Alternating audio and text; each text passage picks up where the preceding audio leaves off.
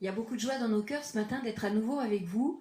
On va chanter ensemble, on va proclamer ensemble les merveilles de notre Seigneur et on va rappeler à nos âmes de le bénir en tout temps.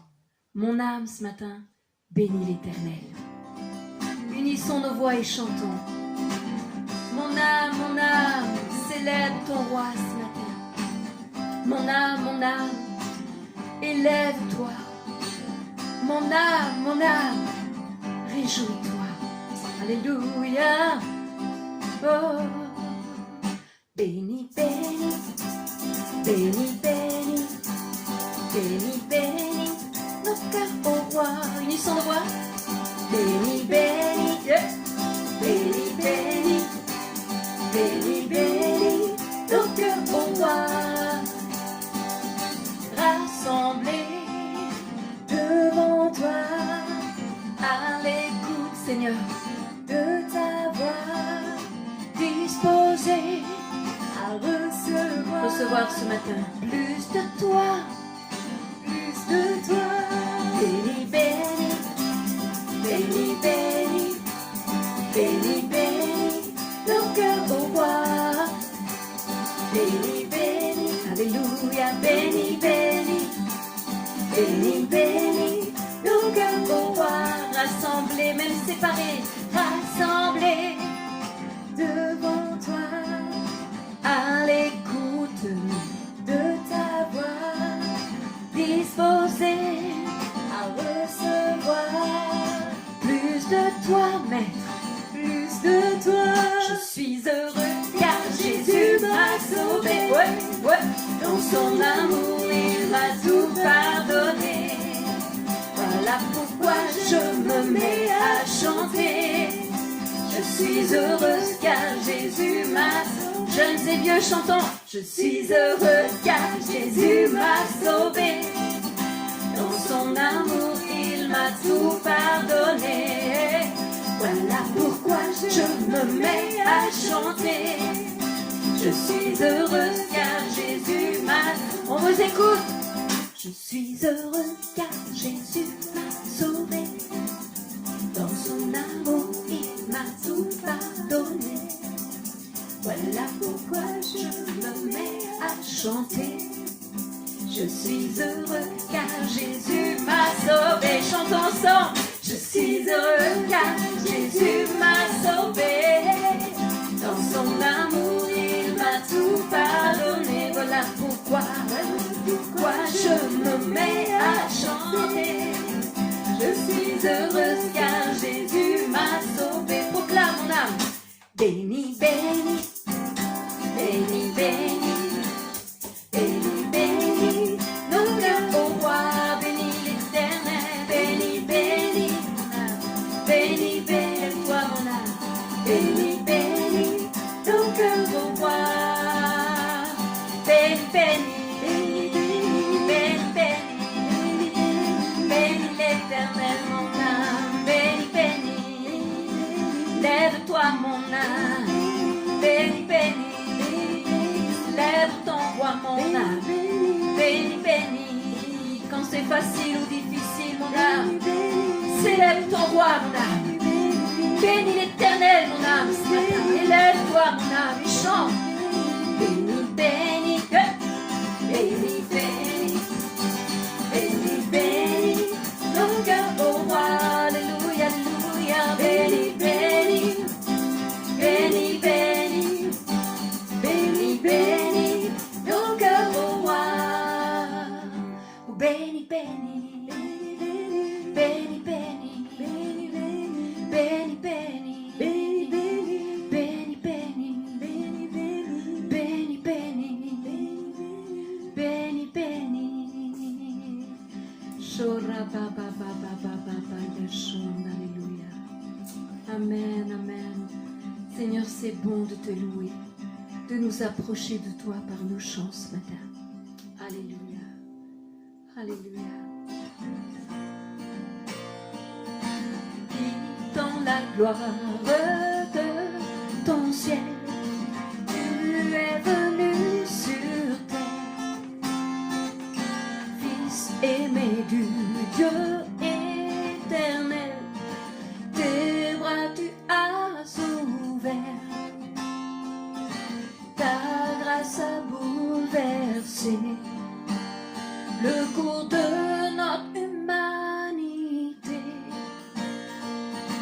nous crions ensemble.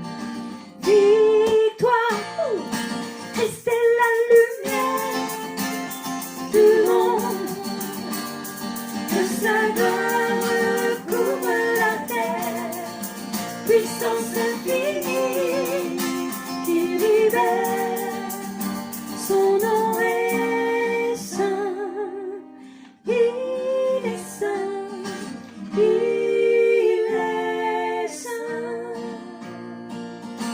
Nous les fils et les filles du roi, entonnons chaque jour, voici un hymne de gloire et de joie, célébrons son amour.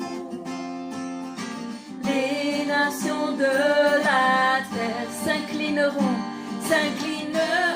devant le Père, chanteront ensemble. Victoire, unissons nos voix. Christ est la lumière du monde, que sa gloire recouvre la terre, puissance infinie, il libère, son nom est saint, il est saint, il est saint, son nom est saint, son nom est saint, il est saint, il est saint, son nom est saint, il est saint. On le proclame encore. Son nom est saint.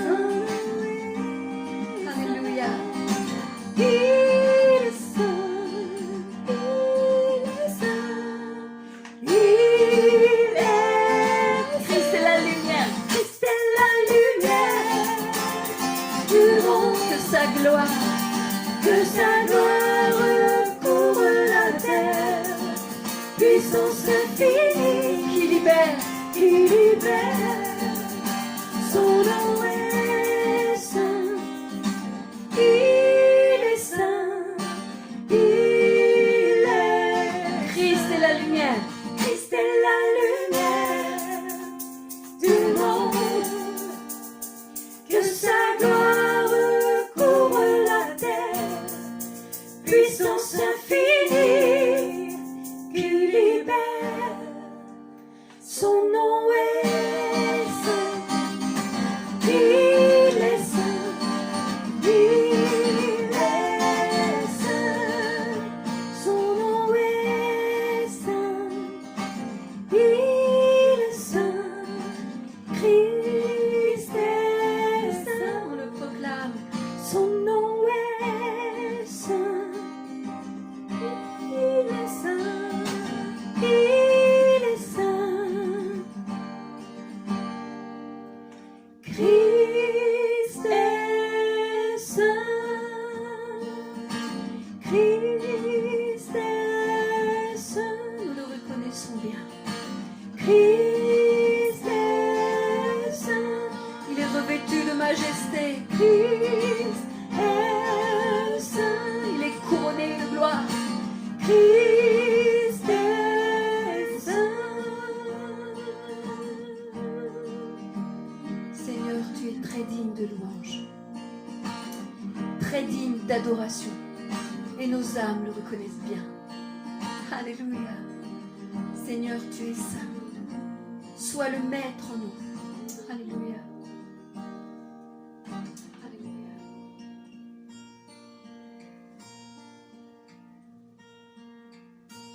Et ici-bas, on peut seulement l'imaginer. Seulement imaginer comment ce sera là-haut. Ce sera beau là-haut. Il n'y aura plus de peine, plus de peur, plus de crainte, plus de maladie là-haut. Ce sera beau là-haut. Mais ici-bas, on peut seulement l'imaginer.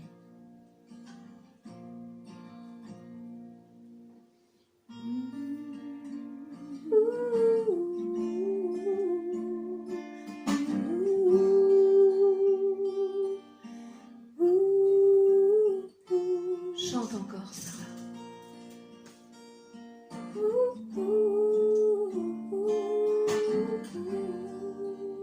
Alléluia. Je vois Jésus, je vois Jésus, assis sur son trône blanc, tous les anges qui l'adorent. Je vois Jésus, je vois Jésus, qui descend sur toute la terre, la création qui l'adore, roi des rois, roi des rois, de la vie, de et l'agneau, tu es l'agneau, Saint de Dieu, le Saint de Dieu, roi des rois, de la vie, de et l'agneau, tu es l'agneau, le Saint de Dieu. Je peux seulement l'imaginer. Alléluia.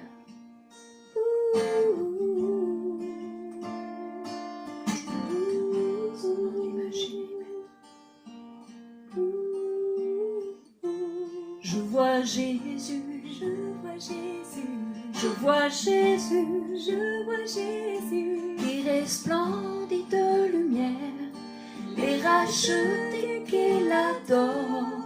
Je vois Jésus, je vois Jésus, je vois Jésus, présent au milieu de nous, son Église qui l'adore. Roi des rois, de David, et l'agneau, Saint de Dieu, le Saint de Dieu, roi des rois, de David, et l'agneau, Saint de Dieu, le Saint de Dieu. Alléluia. Seulement l'imaginer. C'est pour ta présence, Seigneur. Je vois Jésus, je vois Jésus, je vois Jésus, je vois Jésus, assis sur son trône blanc, tous les anges qui l'adorent. Je vois Jésus, je vois Jésus, je vois Jésus, je vois Jésus, qui descend sur toute la terre, la création qui l'adore. Je vois Jésus, je vois Jésus, je vois Jésus, qui resplendit de lumière, les rachetés qui l'adorent. Oui, je vois Jésus, je vois Jésus, je vois Jésus, je vois Jésus, présent au milieu de nous, son Église qui l'adore.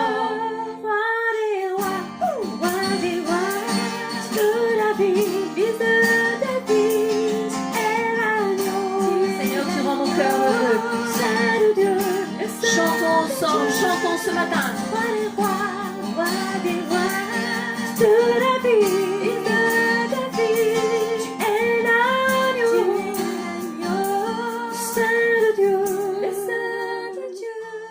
Je vois Jésus, je vois Jésus, je vois Jésus, je vois Jésus, présent au milieu de nous, son Église qui l'adore. Je vois Jésus.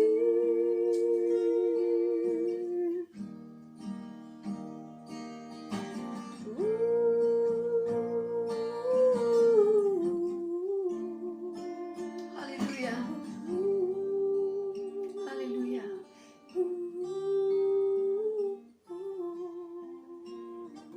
Ici-bas, Seigneur, on peut seulement l'imaginer. Seulement imaginer comment ce sera là-haut. Ce sera beau là-haut. Ce sera beau là-haut.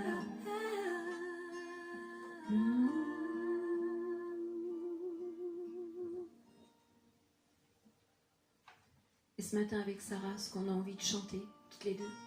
Merci beaucoup de m'accompagner, Sarah. C'est un bonheur de chanter avec toi. De célébrer le Seigneur ensemble. c'est aussi rappeler à nos âmes ce matin qu'on est né pour le louer. Et dans les moments faciles comme les moments difficiles de nos vies, on veut se rappeler que nous sommes nés pour louer le Seigneur. Et savez-vous ce qu'il y a de plus précieux? C'est la présence de Dieu. Sa présence, c'est le ciel pour moi. C'est ce qu'on a choisi de chanter avec vous ce matin.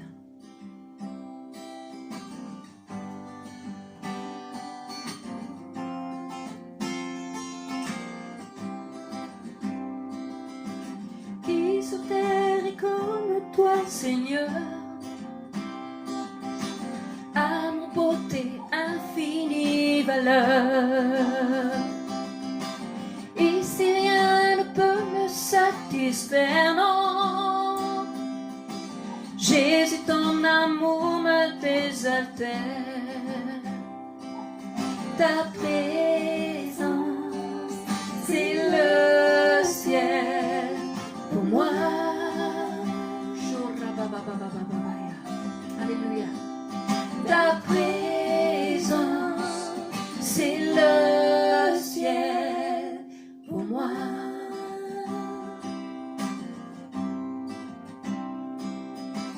Trésor de mon âme et de mon cœur. Alléluia. Dans ma faiblesse, tu es ma vigueur. Amen, amen. Libre de mon passé, de tout lien. Chante Sarah. Tu tiens ma vie et mes lendemains.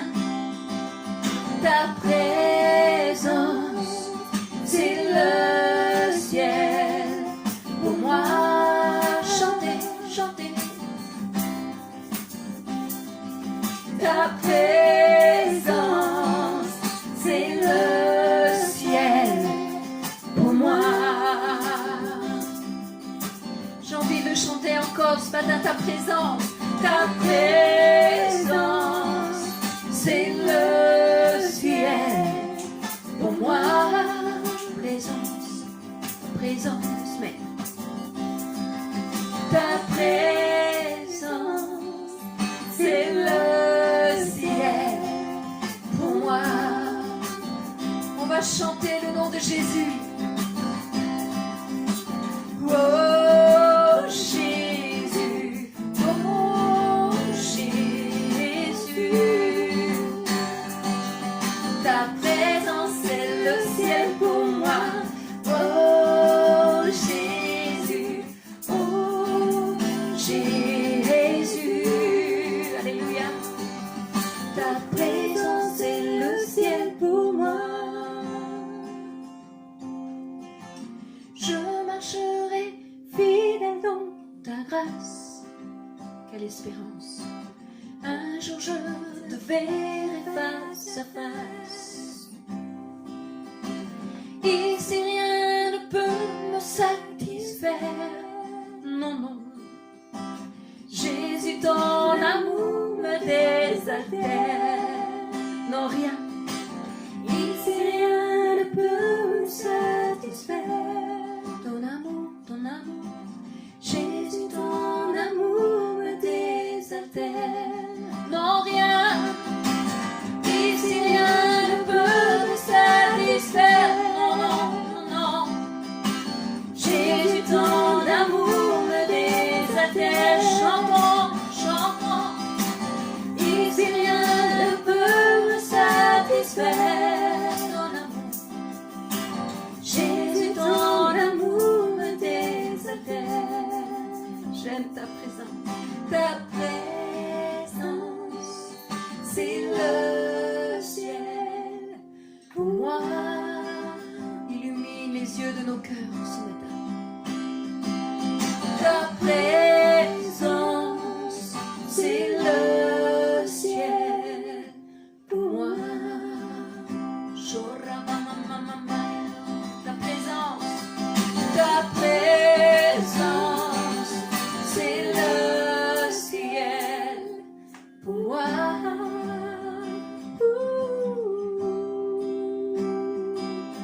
Ta présence, c'est le ciel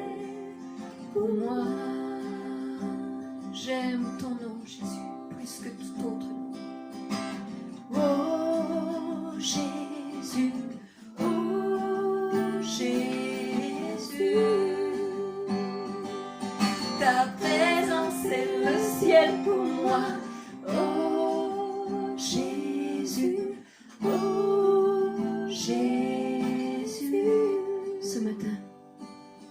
Ta présence est le ciel pour moi. Ta présence est le ciel pour moi. Ta présence est le ciel pour moi. Ta présence est le ciel pour moi. Seigneur, nous t'accueillons dans nos cœurs ce matin. Je te prie, Maître, de venir disposer nos cœurs à la crainte de ton nom. Seigneur, je te prie de venir bénir ta parole ce matin alors que nous t'avons chanté, alors que nous t'avons élevé, alors que nous avons proclamé ton nom, Seigneur. Prends une grande place dans nos cœurs à l'écoute de ta voix ce matin, Seigneur. Qu'est-ce qu'il y a sur ton cœur que tu veux déposer en nous? Père, entends ma prière ce matin et viens bénir ta parole. Alléluia. Ta présence est le ciel pour moi.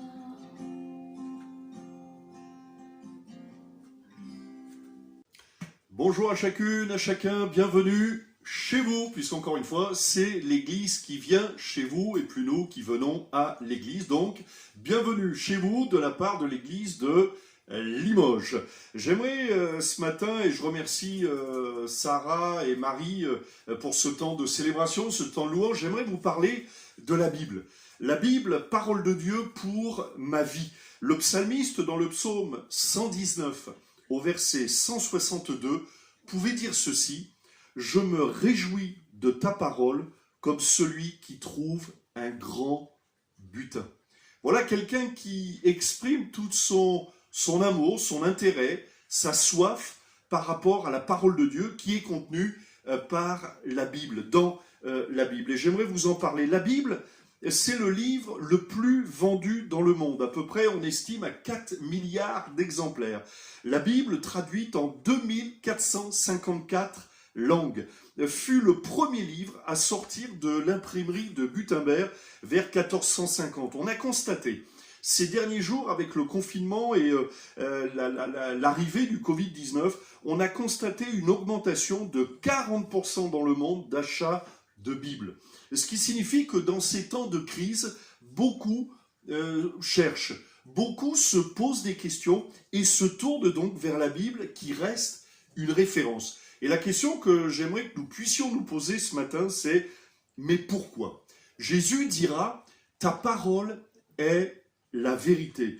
L'apôtre Paul, lorsqu'il écrit à Timothée, dans cette formation auprès du jeune Timothée, il écrira ceci dans la deuxième épître de Paul à Timothée, au chapitre 3, au verset 16, pour affirmer la prééminence de la Bible. Et il dira à Timothée « Toute écriture est inspirée de Dieu et utile pour enseigner, pour convaincre, pour corriger, pour instruire dans la justice, afin que l'homme de Dieu soit accompli et propre à toute bonne œuvre.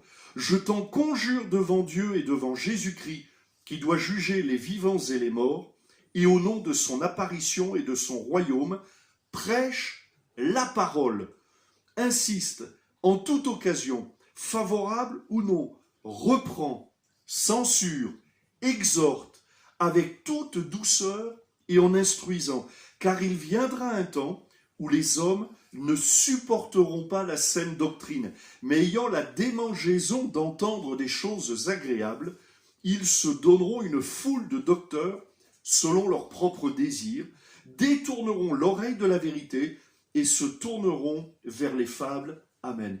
Voilà donc que Paul exhorte Timothée à dire, surtout prêche la parole, reviens à la parole de Dieu, parce qu'il y aura un temps où les hommes préféreront se tourner vers des fables. Donc nous constatons que Paul lui dit, la parole est tout sauf une fable, ou plutôt la parole est la parole de Dieu, la parole de la vérité, la parole de la bénédiction, et ce n'est certainement pas une fable, vous savez, comme ces fables que l'on peut agrémenter à notre sauce, à notre convenance, pour se faire plaisir, pour se détendre, pour entendre des choses qu'on a envie d'entendre. Mais la différence, c'est que la parole de Dieu, c'est une parole, non pas qu'on n'a pas toujours envie d'entendre, mais que l'on a besoin d'entendre, parce que la parole de Dieu, c'est la parole de la vérité. Donc, Paul exhorte Timothée à prêcher. C'est une parole qui sauve, qui guérit, qui libère, qui encourage, qui console. L'homme, lui, oui, il préfère les fables, parce qu'au fond aussi dans les fables, bien, elles ne nous impliquent pas. Les fables, on peut les modifier,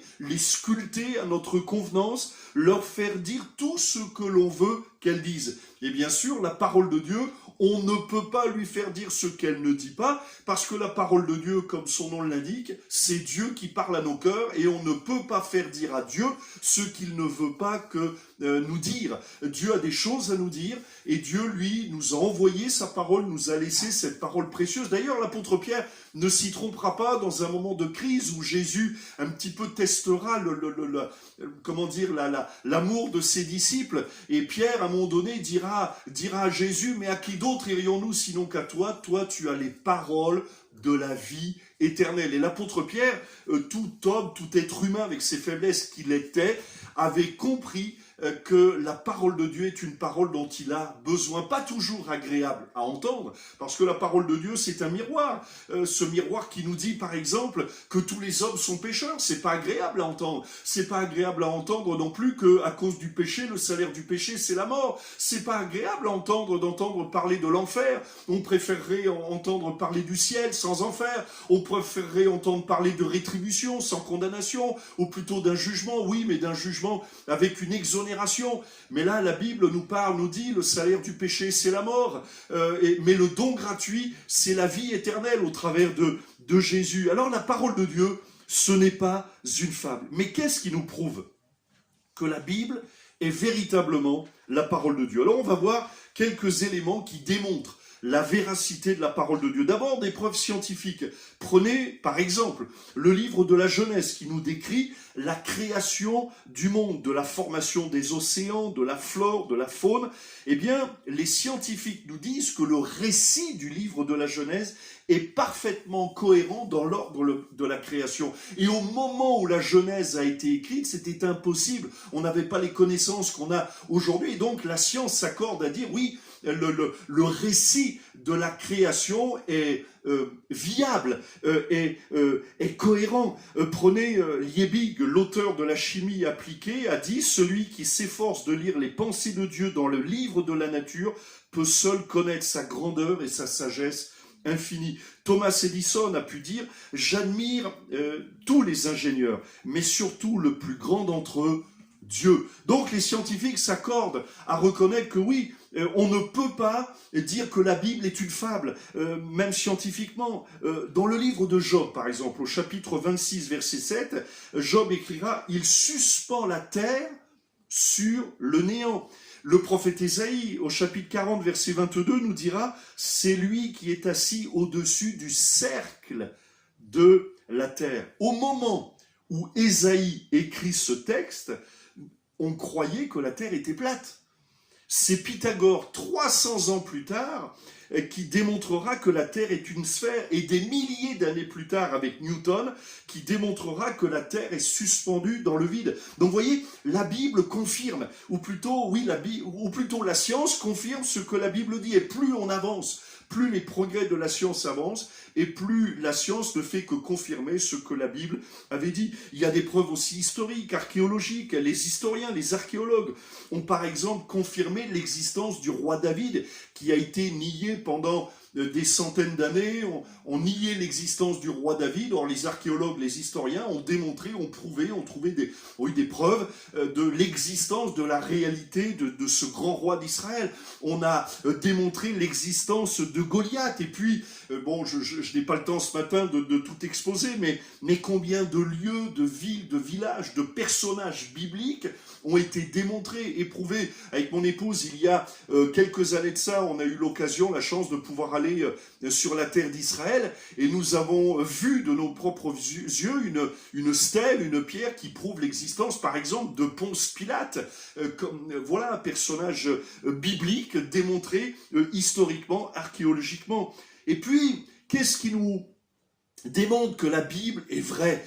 Qu'est-ce qui va faire que je vais confier ma vie entre les mains de ce livre, de cette Bible? Eh bien, aussi sa cohérence, ce qu'on appelle son unicité. La Bible est un livre unique, en ce sens qu'elle a été écrite par, écoutez bien, 40 auteurs différents sur une période d'à peu près 1600 ans. Vous imaginez? Et certains de ces auteurs étaient instruits. Moïse, Salomon, l'apôtre Paul. Et d'autres étaient sans instruction, comme Amos, Pierre, même Jean.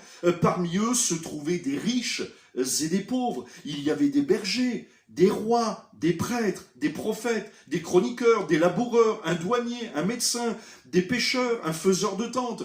Donc vous voyez une pléthore d'auteurs extrêmement différents, écrivant dans des lieux différents, à des époques très différentes, sur une période longue. Et pourtant, nous trouvons dans la Bible, lorsque nous lisons la Bible du livre de la Genèse au livre de l'Apocalypse, nous sommes émerveillés et impressionnés par l'unité de la pensée. Comment se fait-il que 40 auteurs sur plus de 15 siècles se soient retrouvés sur la même ligne de pensée? C'est impossible. Si ce livre n'avait pas été inspiré par Dieu, si ces hommes, nous laissant la Bible, serviteurs de Dieu, si ces hommes écrivant la Bible ne l'avaient pas été sous l'inspiration du Saint-Esprit, c'eût été une œuvre impossible, irréalisable, c'est inhumain. Et en effet, la Bible n'est pas une parole humaine, c'est une parole divine. Et nous trouvons cette unité de pensée. Là encore, je ne vais pas tout développer, mais simplement, eh bien, nous y voyons dès le livre de la Genèse la pensée, cette pensée qui va émerger de l'homme qui est pécheur, d'une humanité déchue et de ce besoin de sauveur. Et toute la Bible nous amène à la croix du Calvaire, à la personne de Jésus, à la vie de Jésus. Le péché aussi est au centre de la Bible. La Bible démontre, tout l'Ancien Testament démontre la cruauté de l'être humain. Et donc, cette notion aussi de rachat de péché, de sacrifice pour racheter nos fautes, qui annonce bien sûr le sacrifice de Jésus à la croix. Et tout cela, nous le retrouvons dans toutes les pages de la Bible. Et pourtant, imaginez, du premier auteur au dernier auteur, il y a plus de 15 siècles qui les séparent, des cultures différentes. Et pourtant, il y a cette unité de pensée qui est, encore une fois, je vous le dis, c'est inhumain, c'est divin. Il n'y a que Dieu qui est capable de faire cela et de nous laisser un livre avec une telle cohérence, une telle unité. Et puis, parlons des preuves prophétiques. Combien de prophéties dans la Bible? Elles se comptent par centaines. Et bien, là encore une fois, je ne vais pas passer trop de temps, mais vous pouvez regarder sur les prophéties bibliques, mais je vais juste m'intéresser aux prophéties concernant Jésus. Vous voyez, on va rester juste, voilà, concernant Jésus. Eh bien, rien que concernant la personne de Jésus, la Bible contient près de 200 prophéties.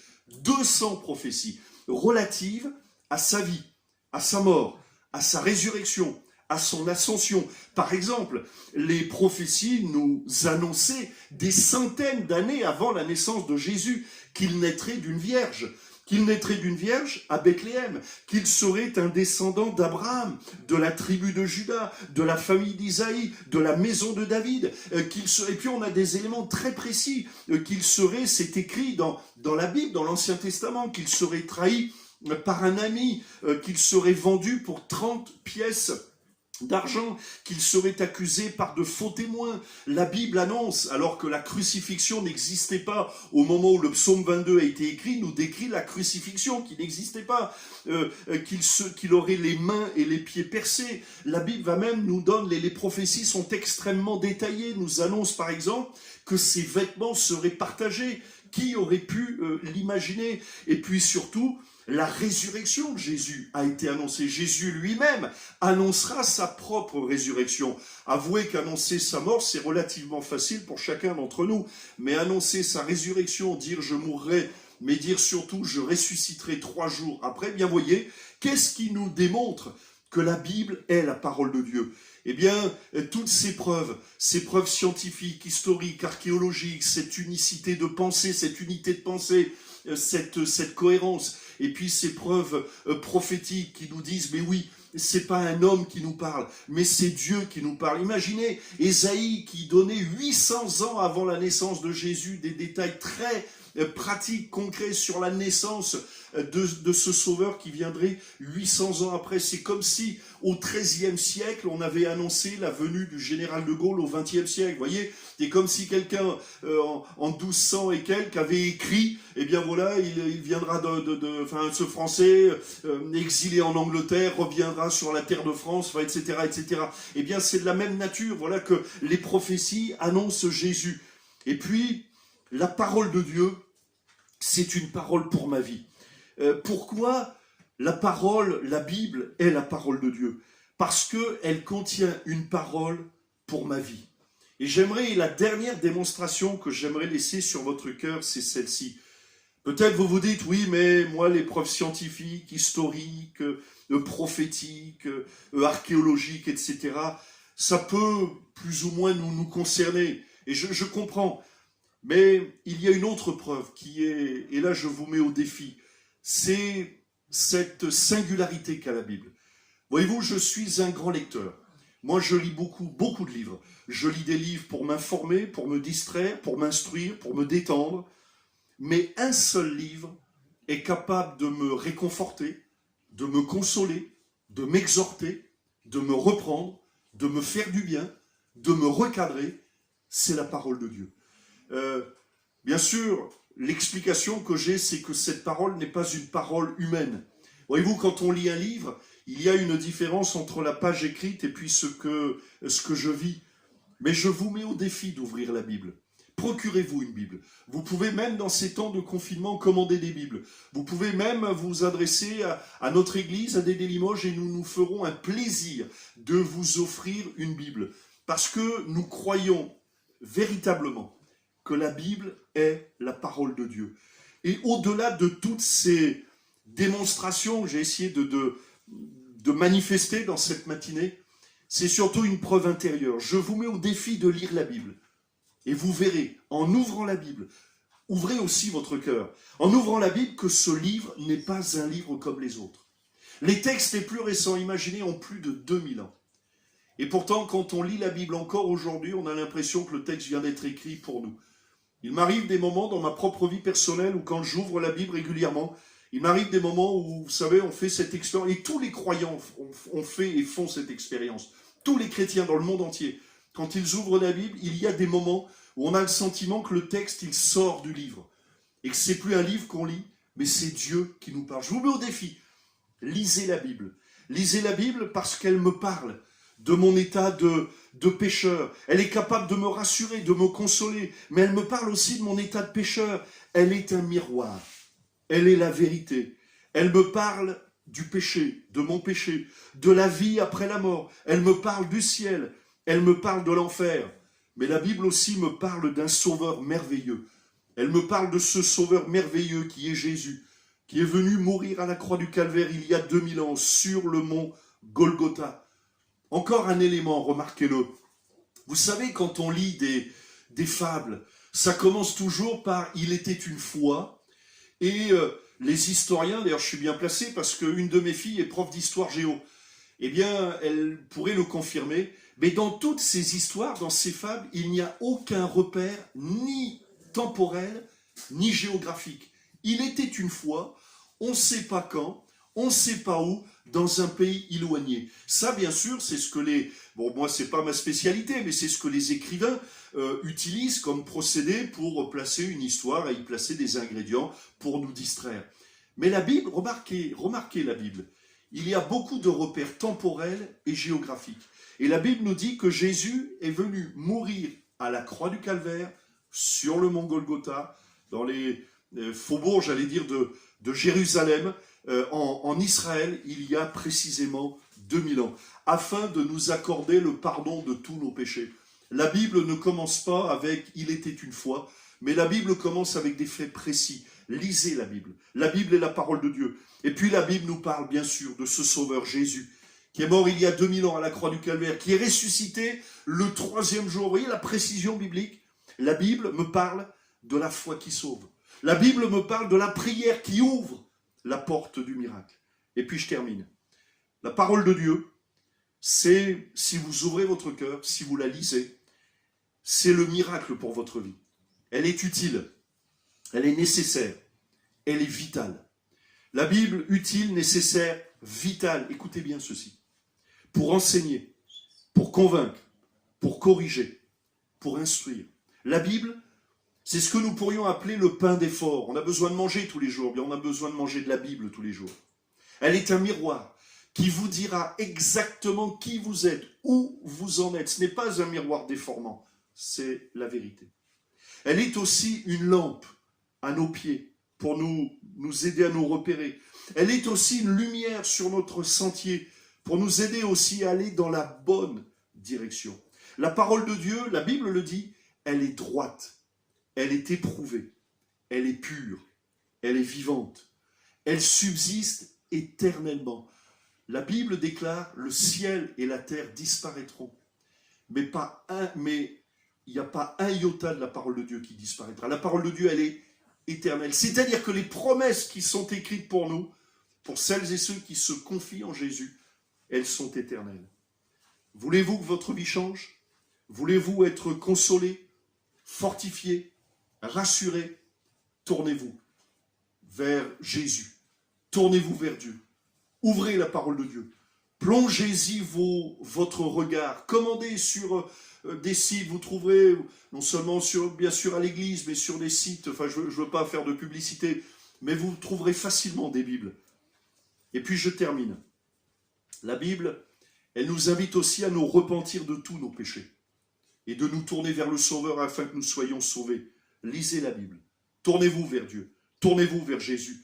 Le prophète Jérémie, chapitre 15, verset 16, pouvait dire ceci. « J'ai recueilli tes paroles et je les ai dévorées. Tes paroles ont fait la joie et l'allégresse de mon cœur, car ton nom est invoqué sur moi, éternel Dieu des armées. » Et puis, l'évangile de Luc, chapitre 11, verset 28, nous dit ceci. « Heureux, plutôt ceux qui écoutent la parole de Dieu et qui la gardent. » Il est heureux l'homme qui écoute la parole de Dieu et qui la garde.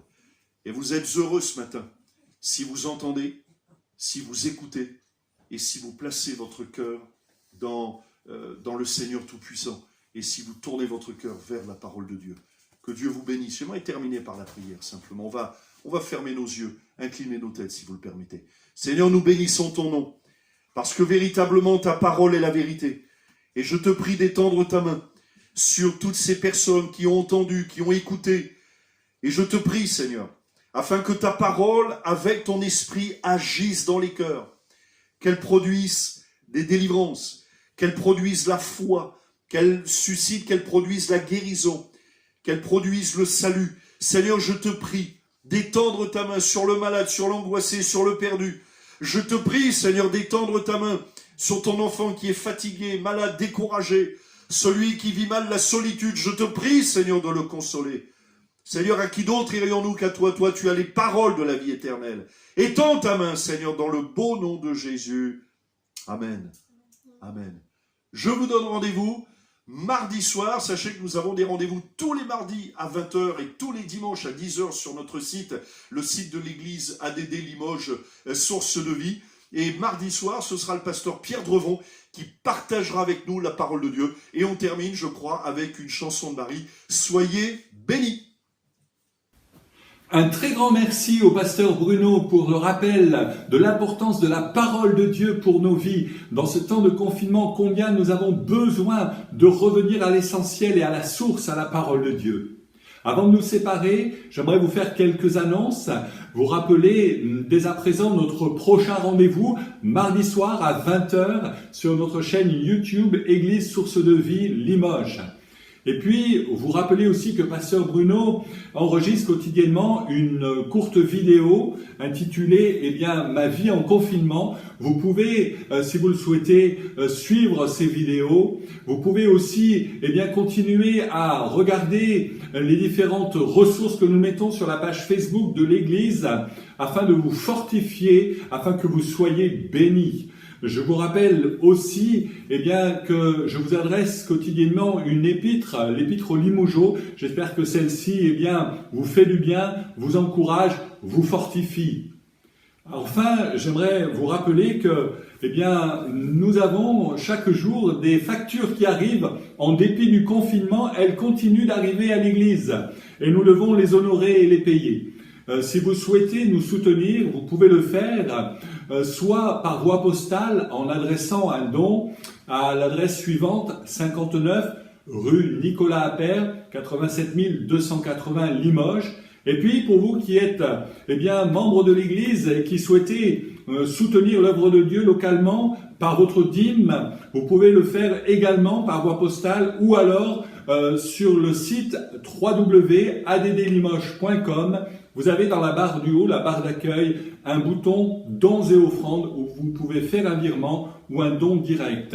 Que Dieu vous bénisse pour votre fidélité dans votre dîme, dans le soutien de l'œuvre de Dieu locale. Et je vous dis donc à mardi soir, 20h. Que Dieu vous garde. À bientôt.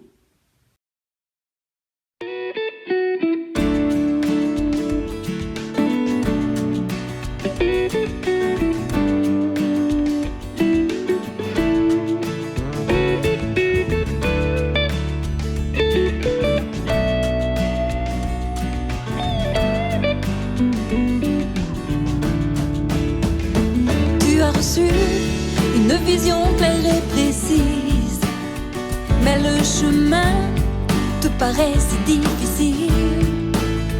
Appuie-toi sur lui, il va t'aider à l'accomplir. Et il te dit, n'abandonne pas, n'abandonne pas, yeah. N'abandonne pas, n'abandonne pas.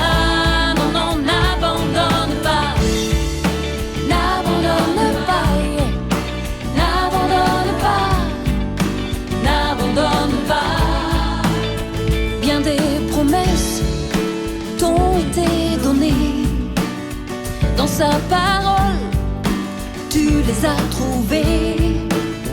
Aujourd'hui, il vient te les rappeler. Et il te dit, n'abandonne pas, non, non, n'abandonne pas. N'abandonne pas,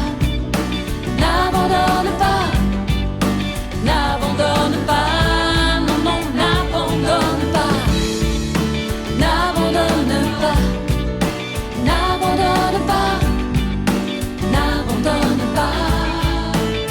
Même si tu penses que personne ne croit en toi, que des obstacles s'amoncellent à chaque pas, tu ne sais même plus tout ce que tu as reçu. Ton Dieu te voit, il croit en toi. Même si tu dis, je n'y arriverai pas, j'arrête ici. Non, tout cela n'est pas pour moi. J'ai oublié qu'avec Dieu tout est possible, yeah. Qu'il m'a choisi et qu'il me dit, n'abandonne pas, n'abandonne pas, yeah. N'abandonne pas, n'abandonne pas, non, non, n'abandonne pas. Écoute sa voix, n'abandonne pas, il s'adresse à toi. Reprends la route, chasse tes doutes, fixe tes yeux sur la vision. Avec passion, il t'accompagnera. Alors n'abandonne pas, n'abandonne pas, non, n'abandonne pas. N'abandonne pas, non, non, n'abandonne pas. N'abandonne pas, non, n'abandonne pas. N'abandonne pas. N'abandonne pas. Écoute sa voix, relève les